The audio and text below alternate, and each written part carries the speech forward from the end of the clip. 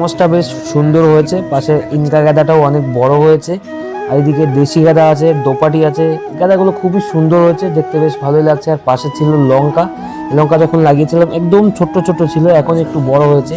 আর এই গাছগুলো খোল দিয়ে গেছিলাম, তো সেগুলোর জন্য হালকা হালকা বড় হয়েছে। গোড়াগুলো খুঁড়ে নেব, নাহলে টাইট হয়ে গেছে, প্রত্যেকটা গাছের গোড়া টাইট হয়ে গেছে। আর এদিকে প্যাকেটেও লাগিয়েছিলাম লঙ্কার চারা, সেগুলো অনেক বড় হয়ে গেছে, এর গোড়াগুলো খুঁড়ে নিয়েছি। আর এই দেখতে পাচ্ছ হালকা হালকা বেরিয়েছে, এগুলোকে পোকা লেগে গেছে, কালো পোকা, যেটা খুবই বাজে। তো এটাকে স্প্রে করে নিয়েছি অলরেডি। আর এদিকে গোলাপ হালকা হালকা সবে ফোটা শুরু করেছে, আর পাশ থেকে কচ বেরিয়েছে, তো এটাও ভালো হয়েছে। তো এটাও গোড়া খসে খোল দিয়েছিলাম, যার জন্য সব টাইট হয়ে গেছে।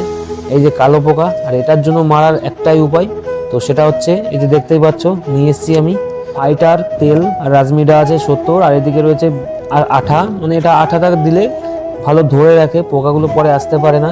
তো যাই হোক, সব কটা গাছে স্প্রে করে নিয়েছি। তো আজকের মতো ওটা দেখা হচ্ছে কাল। ভিডিও ভালো লাগে থাকলে